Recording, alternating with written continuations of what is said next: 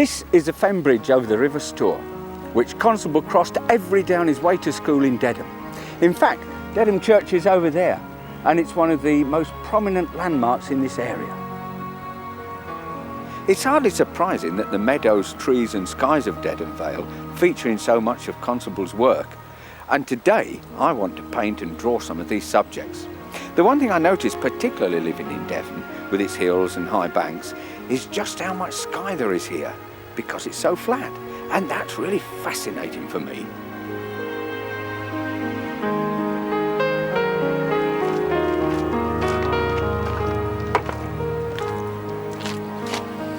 I'm standing at the site of one of Constable's most famous paintings of the Stour, the Leaping Horse. This is a full-size sketch for the finished painting, 4 foot by 6 foot, and it shows a horse leaping over a wooden barrier on the towpath. The barrier the horse is leaping over is there to keep the cattle from straying into other fields, and because the barriers had no gates, the horses which towed the barges were actually trained to leap over them. Notice the pollarded willow to the right of the horse. The stream the horse is leaping over is in fact this stream here, the Dedham Old River. It's the border between Essex and Suffolk, and you can see it more clearly in the painting. This is a finished picture, and you can see that Constable made changes to it, including moving the pollarded willow from the Suffolk side to the Essex side of the river. He painted the picture in 1825, the year in which the King of France awarded him a gold medal, and this must have been quite an honour, because only a decade earlier Wellington had beaten Napoleon at Waterloo. Now, do you remember the pollarded willow, the one that changed from right to left on the finished painting? Well, of course that isn't here anymore, but I'm going to find one and I'm going to do a sketch of it. This is the one I've chosen, very similar to the willow in Constable's Leaping Horse. Now, just look at this. Look at that hollow through there. It's amazing, and in fact there's a hole that goes right through the tree. But what I like about this type of tree is this lovely bowl that you get at the end, and the way it comes out of the ground in this lovely curved shape with all these branches coming out. It really is a lovely tree to draw. In fact, I am going to draw it, I'm going to sketch it, but what I want to do it more silhouette and just get the shape. That's all I'm interested in, not in all the detail work, but the shape. So I want to get further back to do the drawing, so I'm going to, oh, by the way, have you seen Dedham Church in the background? It crops up everywhere. Right, well, here we go. Let's get the main shape, this sort of lovely curve. I don't want to do it too big, because I want to do it reasonably quick. It isn't the type of drawing that I'm going to spend a lot of time on. Oh, that opens up lovely, doesn't it? And we've actually got one where they've chopped a branch off there, that goes in there. But I want to get the main shape, so I'm coming back down again to get this other part of the tree. It bends around here. This is the important bit, getting this. Oh, it's lovely. Oh, it's a lovely curve. Really goes up there. Now let me see where I am. Yes, that's about right. I'm making sure I'm not making that too thin from that bowl, but that's okay. Then we come from here, picking it up in the middle of the trunk and just coming into this hollow. And this is where, of course, we've got the hole running through. So I'm now going to I'm exaggerating that hole just fractionally, just to make sure we can see it just there. Then we've got it very dark and a couple of shapes where there's a branch that's been cut up here, coming into there, another one coming up and round there. I'm going to do quite a bit of shading on this. Remember, I want it reasonably silhouetted. This is in fact coming out even more. Comes out and over to there where we've got branches coming out. Now, just looking at this now, I think perhaps this could be just a weeny bit longer, that coming out a weeny bit more, but I think that's roughly the shape that's there. Now, I'll just establish it on the ground. I just want to give it something it's resting on, which is all this bank. It isn't grass, it's all very dried up stones and earth and stuff. Out to here, we've then got the river. Just want to position the river very quickly there, and the river runs through here with these little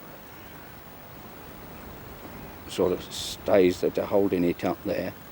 and then it goes into river bank through there. Now let's have a look. We'll start to get some real shading. The sun, incidentally, is almost behind it and to our left slightly, so there's hardly any light at all.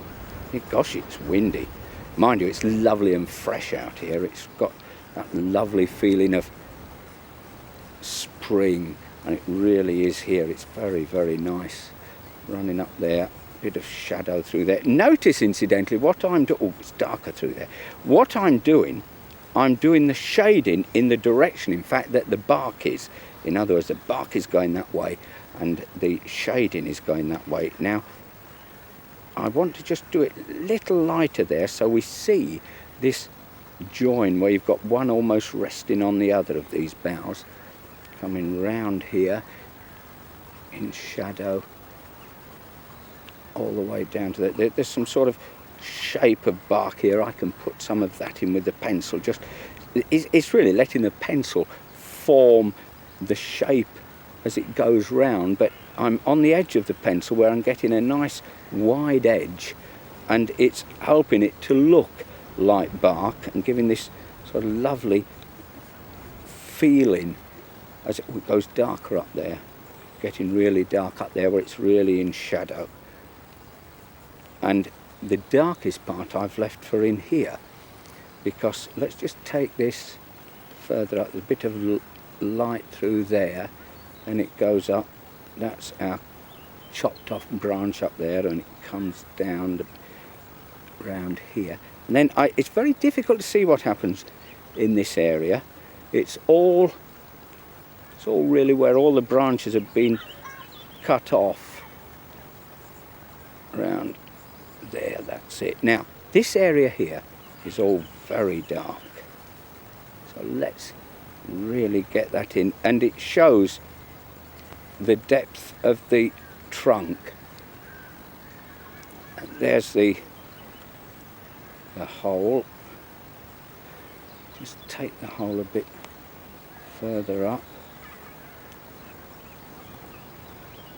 through there, down there. Now we've got all these branches that come off. There's another one goes a bit higher up there.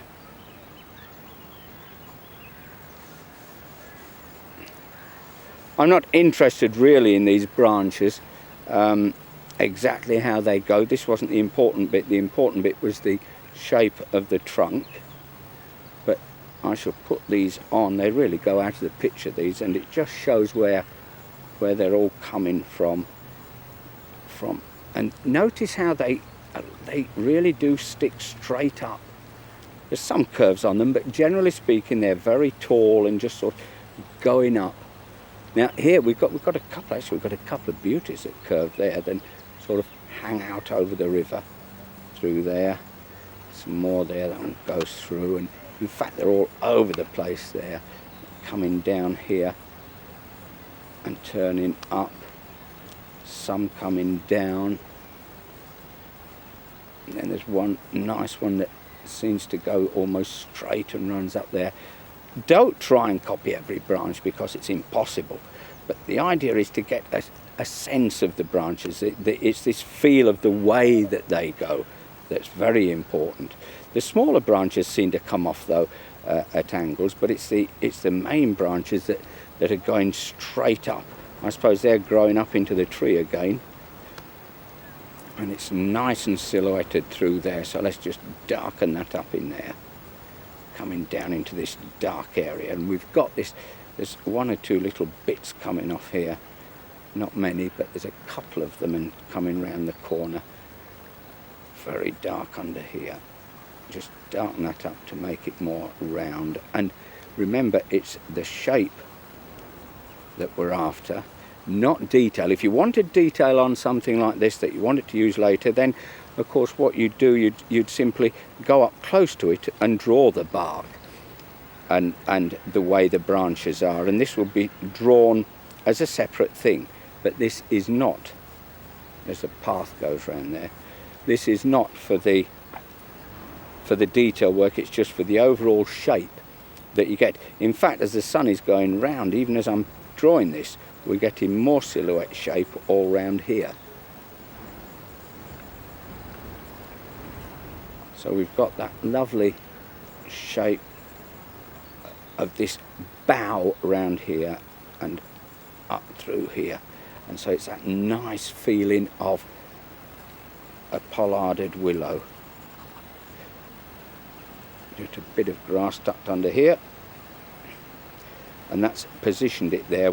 I know that's the path, the bank of the river going through there. Got a field coming through there with obviously bits and pieces of trees through there in a hedgerow, but we don't need that. It's just the fact that we've got that established in its position on the river bank. Well, that's it. I'm happy with that, and I've certainly got the feel of the shape of these trees. They're lovely trees.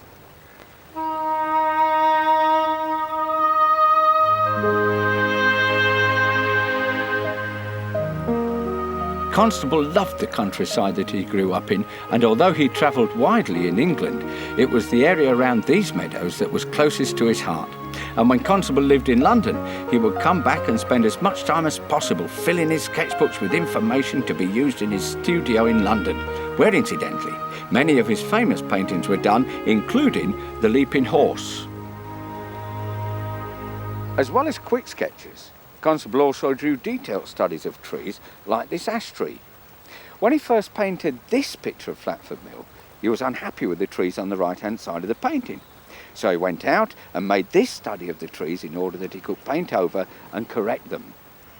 The trees we now see on Flatford Mill are the corrected ones, repainted after he made the pencil study. That's one of the nice things about painting in oil. You can paint over what you don't like. And like Constable, I love painting trees. And what I'm going to do a drawing of that lovely group of ash trees over there in front of me. I decided while I was drawing the trees to use them in a painting back in the studio. So it was important to take time and make a careful drawing. But don't try to draw every branch on the tree. That's impossible. It took me about an hour, but it was time well spent and I really enjoyed it.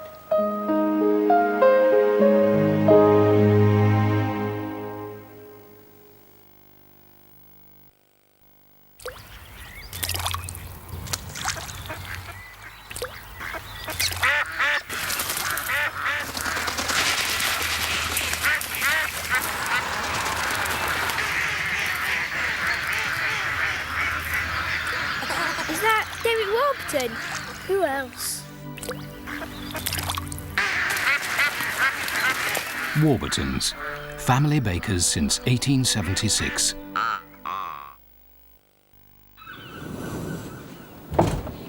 When the stairs begin to be a bother, a stair lift will get your life back to normal. But which one? Well, one company has been making stair lifts for more than 20 years. One company offers you a 10-year guarantee and tests its motors for 20 years of use.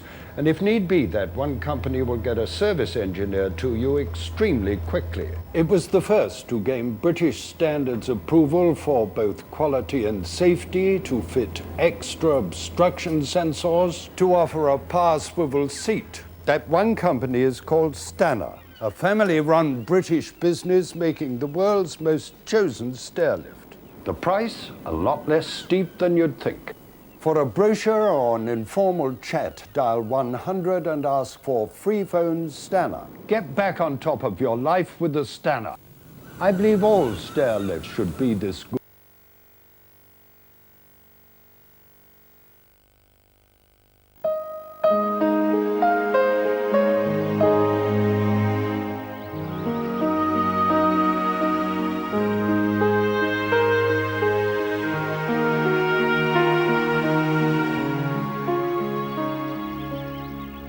One of the great things about meadows in Constable Country is the vast expanse of sky that you get. And it really is wonderful. You can see these skies, and I love painting skies. Constable loved painting skies as well. In fact, over a period of 2 years, he did 100 sky studies. He did them not very big, but he did them in watercolour and oil. In fact, have a look at some of these. He studied clouds very carefully because he thought the skies in his paintings were too obtrusive. Each one took him about an hour, and he made detailed notes on the back of each painting about the weather conditions.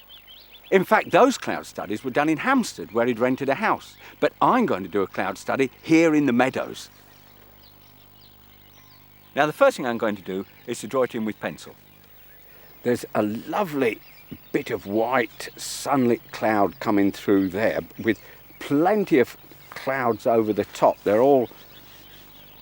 look very rainy. I hope we're not going to get rain, but this lovely bit of cloud here that's all bright, I want to keep that. Now, you'll find that when you're doing skies with the clouds changing, and these are changing very, very quickly, then all you can do is just put down as quickly as you can the lines, the main lines of the shape of the clouds, and then of course it's simply up to painting it. I want to get these trees at the bottom, because I always feel that to have the land in, or some part of the land, even if it's just the top of trees, then it does give you a position of where the sky is. It sets the relative position of sky and land, and more than anything, I've just seen a church there, and more than, I shouldn't be concentrating on churches, I'll leave that alone. This is sky, and we've got trees there and around there. Now, the main reason for this is, as I say, it's given you the position of the sky. You're not looking right up at the clouds in this particular drawing. You're looking sort of at eye level and just a bit up, and you can see all these. If there was no ground there, nothing to relate to the sky, you could be looking at any position of the sky and looking right up almost above you. And it's important to give yourself this position at the bottom of the piece of paper. Okay, that's enough on that, then we'll go straight into painting it. Now, the first thing I want to do is mix some colours. And they're then ready, because don't forget this sky is moving quite fast. Now, for the blue sky, I've got ultramarine and a little crimson. And for the cloud, I've just mixed a cloud colour, or the sort of darker cloud colour here, with the same two colours but with some yellow ochre added to it. That's there. So here we go. Now this has got, you've got to do this reasonably quickly, but don't forget the sky will be moving, and it's moved since I've drawn this, but I can follow its path. It's sort of gone to my left a bit, and obviously I can keep an eye on it, although it's changing formation, but it will give me an idea of the colour and what's happening. Now I want this dark cloud that's above it, I've got to be very careful. I don't want it to run in too much, but I do want some to run in. Incidentally, I'm doing this on cartridge paper, and that's running in nice. You see these little sort of runs down here. This was happening to the clouds. I don't know whether it was I don't think it was rain, but it was certainly almost as though, in fact, it's funny, I often say that it just looks like watercolour brushstrokes and the way it runs, and it's exactly what was happening to the clouds, which is rather nice when you're doing watercolour. Now we've got a little bit warmer cloud that just came under here. I'm leaving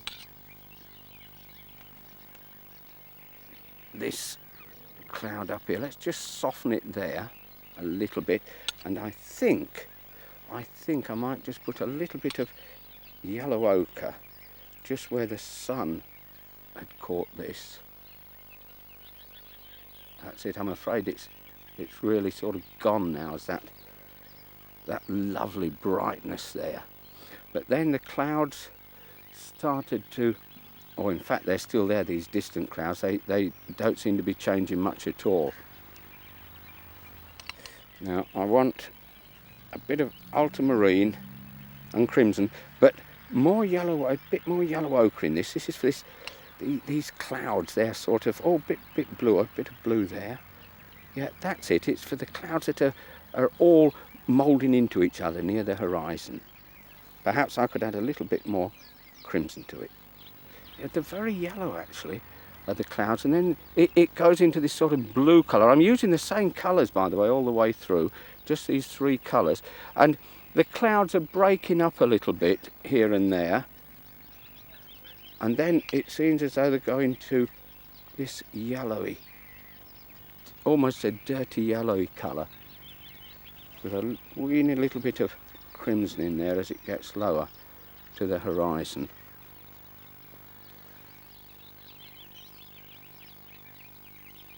Then of course you've got the distance to put in, and what I'm doing, there's some real distant trees behind there. They're very, very dark and blue, which is rather nice. We'll get those in. That will really help to set the sky, because the depth, or the solidity, if you like, of the foreground, or of the land, does help to set the sky and make the sky stronger. It gives it something to rest on, something to sit on.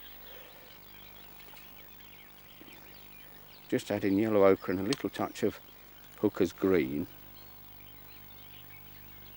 to go into the fields.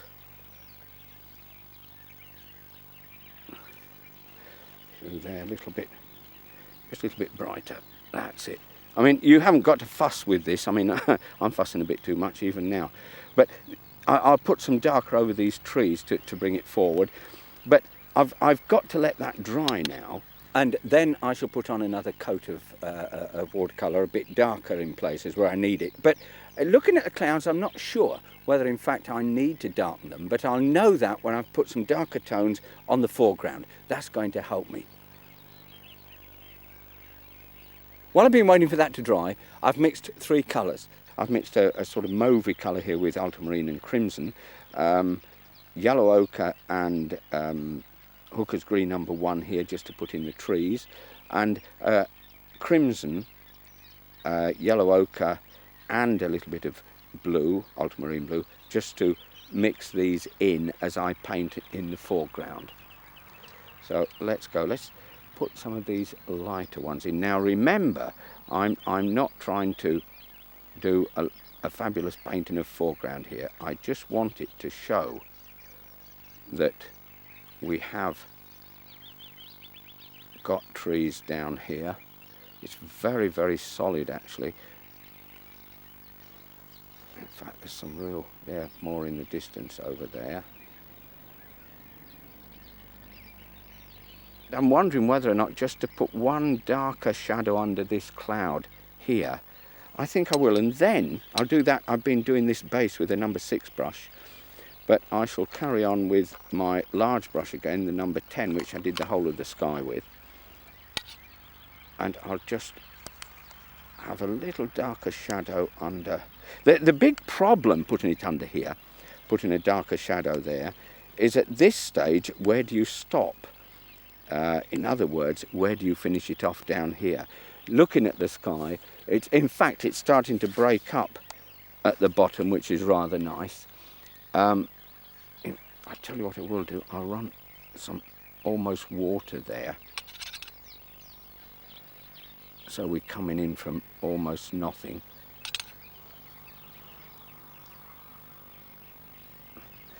And then get darker as we come down here for this particular cloud. Use bags of water on this because it helps to just run the paints, and it really does help to give that sort of cloud effect. Now I don't want to put any more than that in it because, as I say, the formation is gone, and I'm trying to take what is there. I don't want to imagine this. So I'm just taking those lumps out. Well, I think that's it. I mustn't fiddle because I'm out here painting from nature. I could do that at home any time, just fiddling and painting skies. But when you're out with nature, paint what you see and leave it. Well, I hope you've enjoyed being in Constable's Meadows. They're fabulous, aren't they? I'll see you next time.